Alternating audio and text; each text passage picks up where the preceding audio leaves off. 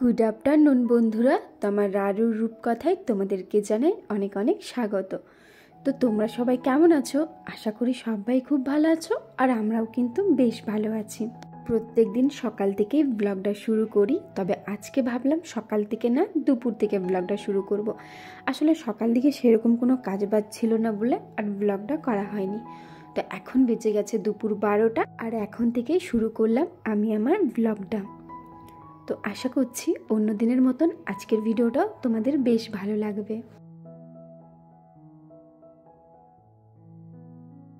স্নান করে এসে টিফিন করে একবারে সোজা চলে এসেছি ওপরে।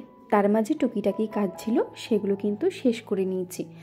তবে আজকের রান্না আমি করিনি, আজকের সমস্ত রান্না আমার শাশুড়িমা করবে। যেহেতু আজকে হচ্ছে তোমার বৃহস্পতিবার, আর বৃহস্পতিবারে আমাদের বাড়িতে নিরামিষে রান্না হয়, আর নিরামিষে রান্না করতে আমার খুব একটা ভালো লাগে না। আসলে আমি পারি না সেভাবে করতে, তো ওই জন্যই ভাবলাম যে আজকে শাশুড়িমা রান্নাটা করুক, আমি না হয় অন্য দিন করব। তবে দুপুর 12টা থেকে সন্ধে পর্যন্ত আমার কি কি কাজ থাকে আজকে আমি তোমাদেরকে এই ভিডিওর মাধ্যমে দেখাবো।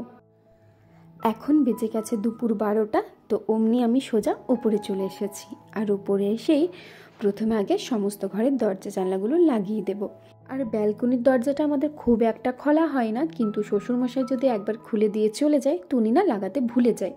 আর ওপরে আমার খুব একটা আশা হয় না, সেই ওপরে স্নান করার পর কাপড় মেলে নিচে চলে যায়।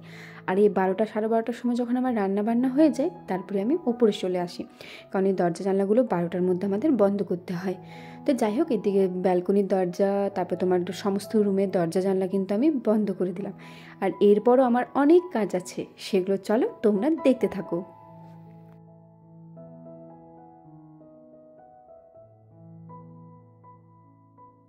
বাড়ির মধ্যে যে সমস্ত ফার্নিচারগুলো আছে, সেগুলো যদি 2-3 দিন পর পর মোছা না হয়, কেমন একটা মোছা পড়ে যায় বা জিনিসটার মধ্যে দাগ বসে যায়। ওই জন্য চেষ্টা করি 2 দিন কি 3 দিন পর পর বাড়ির যত ফার্নিচার আছে সব কিছু মোছা। আর এটা হচ্ছে শুধুমাত্র আমাদের এখানে যেহেতু প্রচণ্ড ছাইকালি, দরজা জানলা যেহেতু অনেক সময় খোলাই থাকে, তো বাড়িতে প্রচণ্ড ছাইকালি চলে আসে। আর যদি দরজা জানলা বন্ধও রাখি, তাও যে কোথার থেকে আসে বুঝতে পারি না। আর জিনিসগুলোর ওপর এতটাই ছাইকালি পড়ে যে নোংরা হয়ে যায়।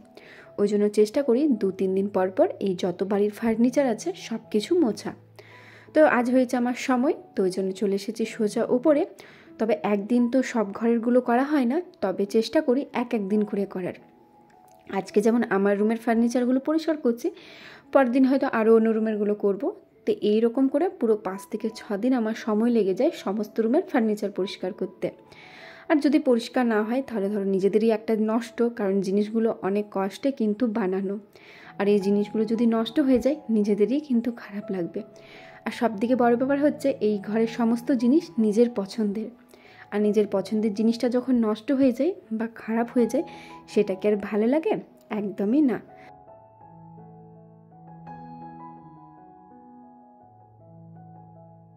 বিয়ের প্রথম প্রথম যখন এই বাড়িতে আমি আসি, আর এসে যখন আমার শাশুড়ি মা আমাকে বলে এরকম করে এগুলো পরিষ্কার করতে হবে, তো কথাটা শুনে না কেমন একটা আশ্চর্য লেগেছিল, যে 2 দিন পর পর আবার কেউ ঘরের ফার্নিচার পরিষ্কার করে নাকি। আসলে আমি যখন আমার বাবার বাড়িতে ছিলাম, মানে বিয়ের আগের কথা বলছি, মানে প্রত্যেক দিন না হলেও ওই মাসে 10-এ একদিন করে ফার্নিচারগুলো পরিষ্কার করতাম। তো সেটাই আমি শুনে আশ্চর্য হয়েছিলাম, যে 2 দিন পর পর আবার কেউ ঘরের ফার্নিচার পরিষ্কার করে নাকি। তো আমার কথাটা শুনে কেমন একটা আশ্চর্য লেগেছিল, আর ভালোও লাগেনি, কারণ আমার না এইসব কাজ করতে খুব একটা কিন্তু ভালো লাগতো না। তবে আস্তে আস্তে যখন এখানে থাকলাম, আর বুঝতে পারলাম যে কেন উনি আমাকে বলেছিলেন যে 2 দিন পর পর ঘরের সমস্ত ফার্নিচার পরিষ্কার করতে। আমি যখন প্রথম এগুলো করতাম না, আসলে আমার শাশুড়িমাই কিন্তু এই কাজগুলো করতো। তবে যখন এখানে এসে দেখলাম যে আমার জিনিসগুলো কিন্তু নিজেরই ক্ষতি হচ্ছে, তারপর নিজের জিনিসগুলোই নষ্ট হয়ে যাচ্ছে, তারপর থেকে কিন্তু এই কাজটা বলতে পারো মন থেকে ভালোবেসে করি। আসলে প্রথম ব্যাপারগুলো বুঝতাম না, আর যত দিন যায় তত কিন্তু আস্তে আস্তে ব্যাপারগুলো বুঝতে পারছি, যে এগুলো না করলে নিজেদেরই নষ্ট। আর এই পছন্দের জিনিসগুলো যদি নষ্ট হয়ে যায়, আমার তা একদমই ভালো লাগবে না। কারণ এই জিনিসগুলো না অনেক কষ্টে বাবা মা তৈরি করে দিয়েছে, বা আমার শ্বশুর বাড়িতে হয়তো অনেক কষ্ট করে আমার শ্বশুর শাশুড়ি মানে আর কি করেছে। তো এই কষ্টের জিনিস যদি নষ্ট হয়ে যায়, কার ভালো লাগে, তাই না? তারপর থেকে তো আর কোনো কাজ ছিল না, এখন সোজা বসে গেছি দুপুরের খাবার খেতে। তো এদিকে ভাত, আলু পোস্ত, টমেটোর চাটনি আর হয়েছিল ইঁচড় আলু দিয়ে সবজি, মানে একটা ঝোলঝোলি করা হয়েছিল। তো খাবার টাবার খেয়ে এই বাসন টাসন ধোয়া কিন্তু আমার হয়ে গেছে। তারপর চলে গিয়েছিলাম সোজা উপরে। আসলে আজকে কাপড়গুলো কাচতে আমার একটু দেরি হয়েছিল, মানে স্নান করার সময় কাপড়গুলো আজকে কাচিনি। ওই যখন ফার্নিচারগুলো মুছে নিচে গেলাম তারপরে কাপড়গুলো কেচেছিলাম, মানে নাইটিগুলো আর কি। তো মেলে দিয়ে গেছিলাম, এখন প্রায় 2:30 পৌনে 3টার কাছাকাছি বেঁচে গেছে, শুকিয়ে গেছে। তো সেই জন্যই ভাবলাম যাই নিচে নিয়ে চলে। আর ওইদিকে দেখো রোদে কিন্তু আমার শ্বশুরমশাই শুয়ে আছে। আসলে শীত ভর্তিতে উনি রোদেই শুয়ে থাকেন, যদিও বারণ করা হয়েছে, কারণ এখন তো গরম প্রায় পড়ে গেছে বলতে পারো। আর এখন কিন্তু বেশ কিছুদিন ধরে দেখছি রোদটা কিন্তু বেশ জোরে উঠছে, তো ওই জন্যই রোদে শুতে বারণ করা হয়। তবে যাই হোক, ওনার রোদে শুতেই ভালো লাগে, তো ওই জন্য উনি প্রত্যেক দিন অন্তত এই শীত ভর্তিতে রোদেই শুয়ে থাকে। এখন আমি ওপর থেকে চলে এসেছি, আর এসে ভাবলাম আগে এই জামা প্যান্টগুলো ভালো করে রেখে দিই, কারণ এখন যদি না রাখি আমার কিন্তু ঘুম থেকে উঠে এই কাজগুলো করতে একদমই ভালো লাগে না। তো ওই জন্য এই নাইটিগুলো একদম গুছিয়ে আমি এখন শুতে চলে যাব, এখন ঘুমিয়ে পড়বো। তারপর ঘুম থেকে উঠে এগুলো রেখে দেবো, যেহেতু গোছানোই থাকলো, এসে পরে শুধু এই নিজের জায়গার মধ্যে রেখে দেওয়া। আর আমার হাজব্যান্ডের সোয়েটারটাও একবারই নিয়ে চলে এসেছিলাম, যেহেতু দেখলাম শুকিয়ে গেছে। তো আমি এখন একটু ঘুমিয়ে পড়বো, কারণ দুপুরে খাবার খাওয়ার পর যদি আমার ঘুম না হয় তাহলে কিন্তু আমার একদমই ভালো লাগে না। আসলে এটা আমার বলতে পারো বিয়ের আগের থেকেই অভ্যাস হয়ে গেছে। তো চলো এখন ঘুমিয়ে পড়ি, ঘুম থেকে উঠে বিকেলে তোমাদের সাথে দেখা হচ্ছে।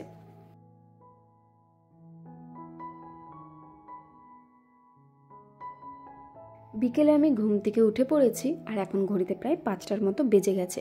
যেহেতু বেলাটা একটু বড় হয়েছে ওই জন্য এখনও কিন্তু দেখো রোদ আছে। তবে শীতের সময় এই যখন ঘুম থেকে উঠতাম 5টার সময় তখন কিন্তু পুরো অন্ধকার থাকতো। তো এখন ঘুম থেকে উঠে দেখে বেশ ভালোই লাগলো যে এখনও কিন্তু সূর্য মামা উঠে আছে।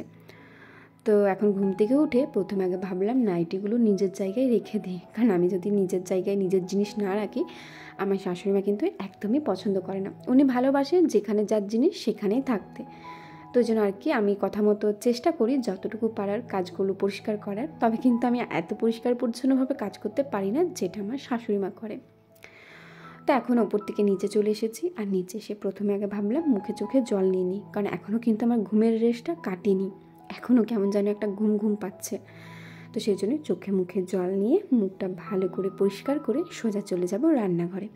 আর রান্নাঘরে গিয়ে আমি চেষ্টা করি তাড়াতাড়ির মধ্যে কাজগুলো করে নেওয়ার জন্য, কারণ বিকেলবেলাতে যদি কাজগুলো তাড়াতাড়ির মধ্যে হয়ে যায় তাহলে সন্ধেবেলাতে একটু রেস্ট নিতে পাই বা নিজের মতো করে একটু সময় কাটাতে পারি। তো যাই হোক, এখন সোজা চলে এসেছি রান্নাঘরে। আর রান্নাঘরে এসে প্রথমে আগে চা চাপিয়ে নেব, কারণ ঘুম থেকে উঠে আমার শ্বশুরমশাই আর আমার শাশুড়ি মা কিন্তু চা খায়। আমিও কিন্তু এখন তাদের দলেই নাম লিখিয়েছি, কারণ আমারও এখন অভ্যাস হয়ে গেছে এই চা খাওয়ার। তো চলো এরপর বিকেলে আমি কী কী কাজ করছি না করছি সেটা তোমরা দেখতে থাকো।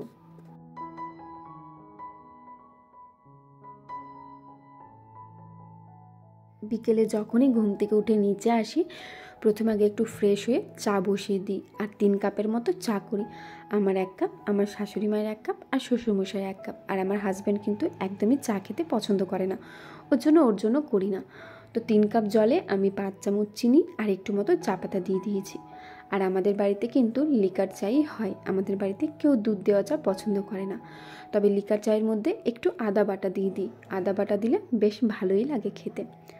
তো এখন চাটা ফুটে এসেছে, এখন ঢাকা দিয়ে দেবো। তারপরে আর কি আমার হাজব্যান্ড বলেছিল খুব জোর খিদে পেয়েছে, তুমি যাও গিয়ে পরে হয় চাউমিন পাস্তা বা কিছু একটা বানিয়ে দাও। আর কেউ যখন কিছু বানাতে বলে তখন কিন্তু আমার খুবই ভালো লাগে, তারপর যখন নিজের কাছের মানুষ হয়। তো যাই হোক, এখন নিচে চলে এসে আমি ভাবলাম যে ফ্রিজে কী কী আছে আগে দেখি, সেই মতো বানাবো। তো দেখলাম হ্যাঁ সব কিছু মোটামুটি ছিল, বিনস, গাজর, মটরশুঁটি। তো ভাবলাম ঠিক আছে আজকে তাহলে টিফিনে পাস্তা বানাই। তো এরকম আমিও বসে পড়লাম পাস্তা বানাতে। প্রথমে আগে চাটা করে নিলাম, তারপর এখন পাস্তার জন্য জিনিসগুলো জোগাড় করে নিচ্ছি, মানে আর কি ভেজিটেবলগুলো সব কেটে নিচ্ছি।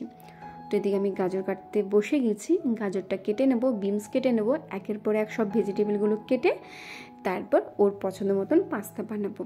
আর একটা কথা বলে দিই, আমাদের বাড়িতে সন্ধেবেলাতে যখনই চাউমিন পাস্তা কিছু হয় তবে নিরামিষের করার চেষ্টা করি। এই শীত ভর্তির সময় আমাদের রাতে আমিষটা খুব কমই হয়, আসলে বিরক্ত লাগে বলতে পারো। তো ওই জন্যই আর কি নিরামিষটাই হয়ে থাকে। তো সেই জন্যই পাস্তাটা আমি নর্মালি নিরামিষের ওই ভেজিটেবল দিয়ে সমস্ত কিছু করব।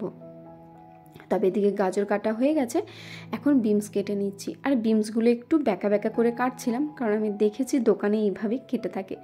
তবে একটু ট্রাই করলাম, কারণ একটা জিনিস দেখতে সৌন্দর্যের ব্যাপার থাকে তো যাই হোক, ওইদিকে সব ভেজিটেবল কাটা হয়ে গেছে। আর এখন আমি পাস্তাটা চাপিয়ে দেবো।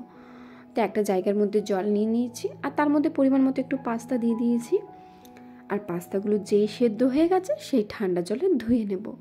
ঠান্ডা জলে ধুয়ে নিলে ওই ভাজার সময় একে অপরের গায়ে লেগে পড়ে না, মানে ভালো করে ঝুরঝুরেভাবে পাস্তাগুলো ভাজা হয়।